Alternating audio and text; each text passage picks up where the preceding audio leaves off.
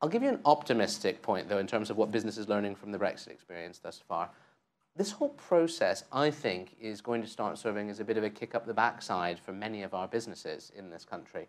It is the first time in many years that many of our firms of varying sizes in varying sectors have had to fundamentally reassess their business models and how they do business.